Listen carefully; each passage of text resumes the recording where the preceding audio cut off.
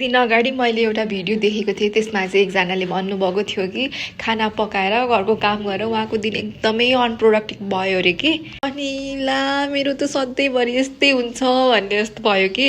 किनभने म मम हो, मेरो सानो बच्चा छ होइन, अब उसको केयर पनि गर्नै पर्यो। खाना पकाउने हो, अगडम बगडम काम होइन। खाना पकायो मात्र होइन, उसलाई खुवायो, घरको सफा गर्यो, मिलायो, यताउता गर्यो।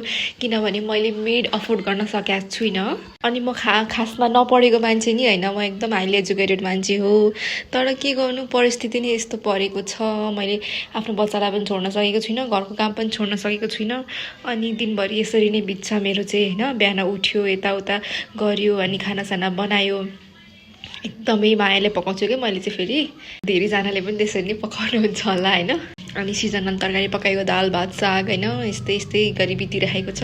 हजुरहरूको दिन चाहिँ कसरी बितिरहेछ, कसो गर्नुहुन्छ, अनि के इन्कम गर्नुहुन्छ? म पनि हाइली क्वालिफाइड नै हो, तर म चाहिँ घरमै बसिरहेको छु अहिले चाहिँ होइन, सानो बेबी भएको कारणले गर्दाखेरि। तर आई होप छिटै केही गर्छु जस्तो लागिरहेको छ।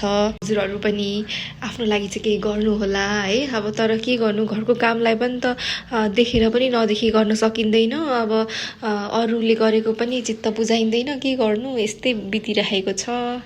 तर जे भए पनि यो यस्तो जाडो बढेको छ, जाडोमा चाहिँ घरको तातो माम खाएर बस्नु होला, आफूले सकेको काम गर्नु होला होइन। अनि नसके पनि आफूले के गर्न सकिन्छ, घरको सानोतिनो काममा चाहिँ इङ्गेज हुनु होला। Thank you for watching and follow गर्नु होला मलाई।